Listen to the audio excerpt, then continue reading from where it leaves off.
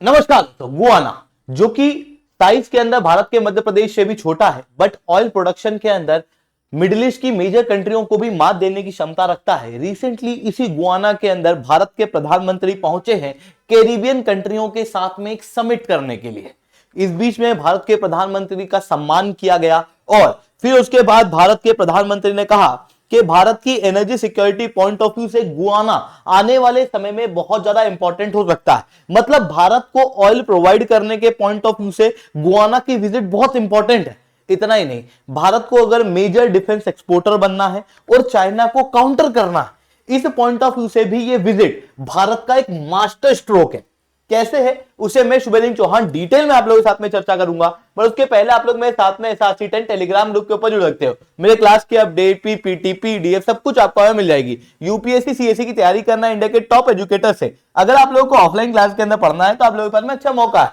Unacademy क्यों online नहीं रहा, अनअकैडमी ऑफलाइन भी आ चुका है। दिल्ली के करोल बाग, मुखर्जी नगर के अंदर, प्रयागराज के सिविल, बिहार के पटना और मुखर्जी नगर के अंदर ऑलरेडी हमारे सेंटर्स खोले जा चुके हैं, जहां पर इंडिया के ये टॉप एजुकेटर्स आप लोगों को ऑफलाइन क्लासेस के अंदर कंप्रिहेंसिव यूपीएससी सीएससी की तैयारी कराएंगे।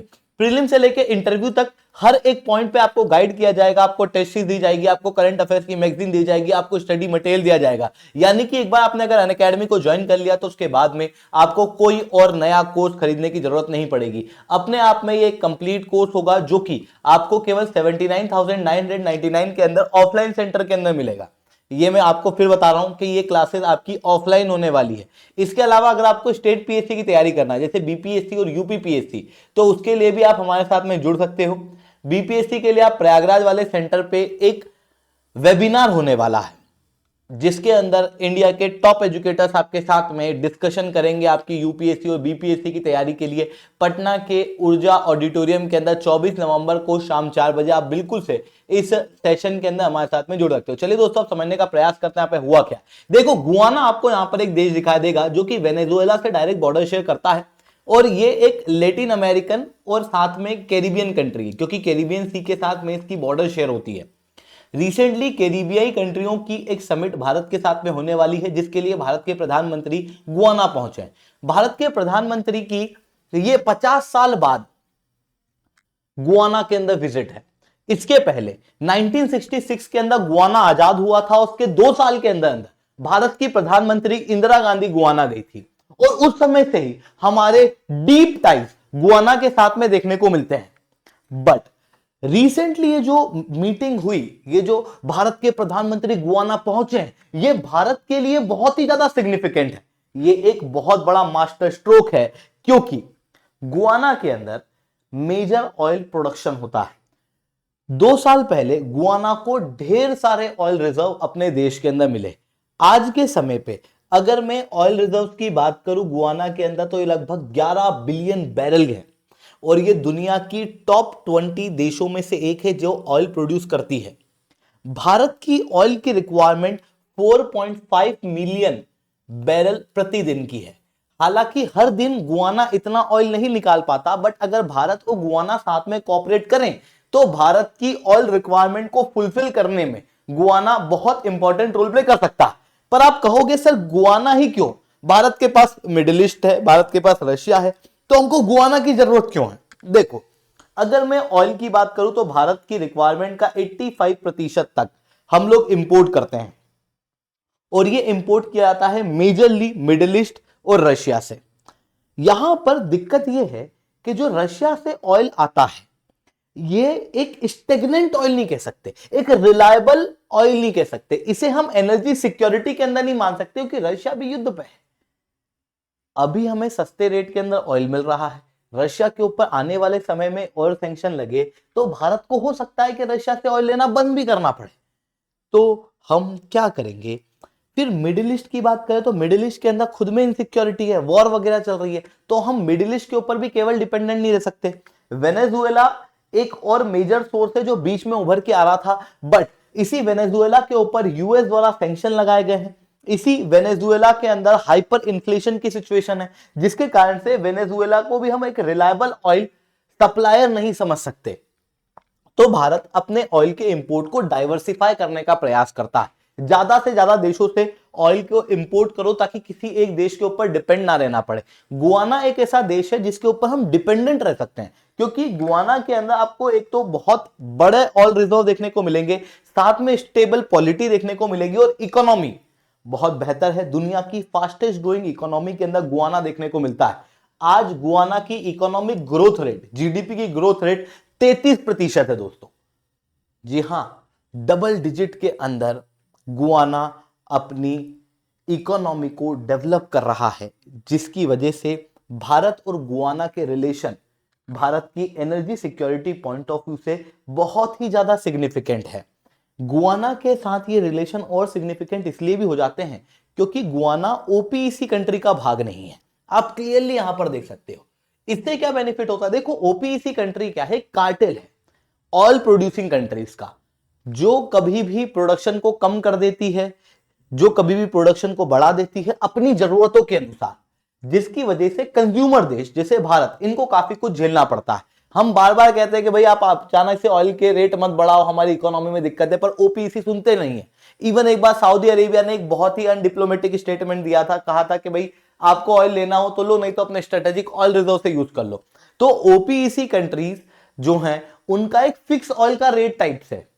गुआना हमको सस्ते रेट के अंदर यहां पे ऑयल भी प्रोवाइड कर सकता है, उसके अंदर कोई दिक्कत नहीं होगी गुआना को, क्योंकि वो ओपीईसी कंट्री का भाग नहीं है। इवन जब ओपीईसी कंट्री रेट बढ़ाएगी तब हम गुआना से ऑयल जो है उसे कंज्यूम कर सकते हैं।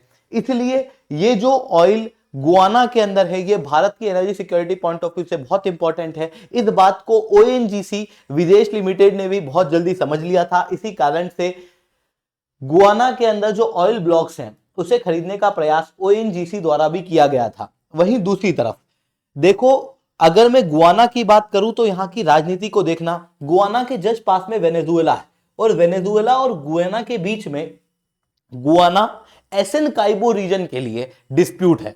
ये कॉन्फ्लिक्ट काफी ज्यादा है। ऐसी कंडीशन में गुआना को ऑब्वियसली वेनेजुएला से लड़ने के लिए चाहिए हथियार, पर अभी तक गुआना ने हथियार को डेवलप किया नहीं है, मतलब मेजर हथियार प्रोड्यूसिंग कंट्री नहीं है। पर हथियार प्रोडक्शन के अंदर आज आप भारत को ग्लोबल लेवल पे मैप कर सकते हो, क्योंकि भारत के पास में खुद की बनाई हुई हाइपरसोनिक मिसाइल सिस्टम है, भारत के पास में खुद का एयरक्राफ्ट कैरियर है। भारत लगातार डिफेंस कैपेबिलिटीज के अंदर अपने आप को मजबूत कर रहा है। इवन दुनिया के अंदर जो मेजर कंट्रीज हैं जिनके पास में ढेर सारे हथियार, जिनके पास में न्यूक्लियर वेपन, जिनके पास में एक बड़ी आर्मी, जिनके पास में सिक्योरिटी अपनी सबसे बड़ी प्रायोरिटी, उसके अंदर आपको भारत का नाम टॉप पे देखने को मिलेगा। इसी कारण से गुआना को भी लगता है कि भारत के साथ में कोलैबोरेशन करना गुआना के लिए भी जरूरी है, और इवन भारत भी अपने डिफेंस को एक्सपोर्ट करना चाहता है। इसी कारण से गुआना और भारत के आपस में संबंध और बेहतर बैठते हैं। रिसेंटली आपको याद होगा कि भारत ने 2 डोर्नियर एयरक्राफ्ट गुआना को दिए थे। इवन गुआना को लाइन ऑफ क्रेडिट भी दी थी और ये प्रॉमिस किया था कि हम आपकी मिलिट्री को भी ट्रेन करेंगे। इसलिए गुआना के लिए भारत जरूरी है और भारत के लिए गुआना जरूरी है, और अगर ये दोनों साथ में मिल गए तो फिर चाइना की लंका लग जाएगी। ऐसा मैं क्यों कह रहा हूं? देखो, ये जो रिसेंटली विजिट हुई है ये केवल डिफेंस या ऑयल तक सीमित नहीं है, बल्कि एक मेजर जियोपॉलिटिक को भी दर्शाती है, क्योंकि गुआना के अंदर चाइना का इन्वेस्टमेंट बहुत ज्यादा है। चाइना ने अपने मेजर फुटप्रिंट्स गुआना के अंदर स्टैब्लिश किए हुए हैं, जबकि गुआना खुद भी चाइनीज इन्वेस्टमेंट से खुश नहीं है, क्योंकि चाइना जो बेल्ट एंड रोड इनिशिएटिव के तहत गुआना में इन्वेस्टमेंट करता है, वही बेल्ट एंड रोड इनिशिएटिव के अंदर एम्प्लॉयमेंट मिलता है चाइनीज लोगों को, वहां के लोकल लोगों को नहीं।